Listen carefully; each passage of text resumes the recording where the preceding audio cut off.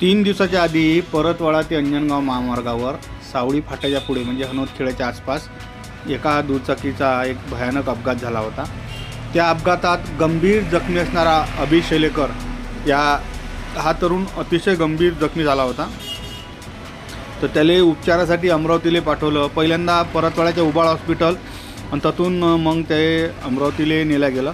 अमरावतीला त्याच्या डोक्याची शस्त्रक्रिया बी केल्या गेली, पण आज अखेर आता सकाळी 9:30-10 वाजता त्या तरुणाचा करुण अंत झाल्याची ब्रेकिंग न्यूज गावरान 90वर येत आहे।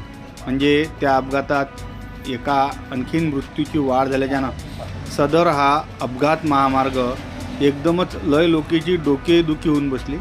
अंजनगाव स्टॉपपासून तर वडगाव लोक जायलो या रस्त्यानं खरंच राहिलं नाही। जवळपास या 7-8 महिन्यात 10 ते 12 अपघात झाले आणि कितीक लोकांचे जीव गेले, म्हणजे 10 ते 12 लोकांचे जीव आतापर्यंत त्या रोडनं गेले असून या अपघातात सदर तरुणाचा दुर्दैवी मृत्यू। लोकांना त्याला ताबडतोब दवाखान्यात न्यायचा प्रयत्न केला, पण त्याच्या डोक्यात म्हणते मेंदूजवळ रक्ताच्या गाठी झाल्या होत्या। डॉक्टरनं त्याची शस्त्रक्रिया बी केली होती, पण ते शेवटी शस्त्रक्रिया जी आहे ते फेल गेली आणि सदर तरुणाचा दुर्दैवी मृत्यू झाल्याची ब्रेकिंग न्यूज गावरान 90वर येत आहे। सदर तरुण हा परतवाड्यातल्या एक गौरवदादा कानेरकर याच्या दुकानात काम करत होता। काम आटपून तो गावले चालला होता, पण मधात त्याच्या गाडीचा नेमका अपघात कसा झाला हे समजलंच नाही।